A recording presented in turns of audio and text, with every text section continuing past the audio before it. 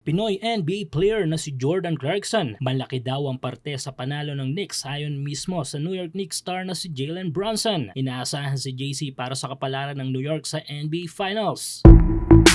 So yes, history ang nagawa ni kabayang Jordan Clarkson kung sana'y sa pangalawang beses ay muli itong lalapag sa finals ng NBA. Bibihira ito para sa isang malalaro. Kahit gaano kapagaling o kahusay na NBA player ay walang kasiguraduhan kung makakatapak ka sa finals ng NBA. Kaya naman malaking bagay ito para kay JC at syempre sa ating ring mga Pinoy basketball fans. Though bench player at di kasing dami ng mga minuto nito sa dati niyang team na Utah Jazz ay pinatunayan pa rin ni Clarkson na may malaking maitutulong siya sa team ng Knicks. Tulad ng ginawa nito sa Utah Jazz ay pinainit nga ni Clarkson ang bench scoring ng New York Knicks. Marka kung bakit ay minsan itong pinanghawakan ng titulong 6th Man of the Year. At sa pagkakasweep ng Knicks dito sa Cleveland para makuha ang titulong Eastern Conference Champion ay naging malaking parte si Clarkson. Ang statement nga na ito ay nagmula mismo sa star player ng New York Knicks na si Jalen Brunson. Ayon dito sa isang interview ay malaking parte daw si kabayan sa kanilang panalo. Pinuri din ito si Clarkson at sinabing talentado at mataas ang IQ na tipo na malalaro si JC. At ang pinakamatinding sinabi dito ni Brunson ay sana nga raw ay makakalaro ng maayos si Clarkson sa kanilang susunod na mga laro. Tono na para bang malaki ang inaasahan nila kay kabayan sa kabila ng limited minutes nito sa game. Pero malay natin, hindi ba?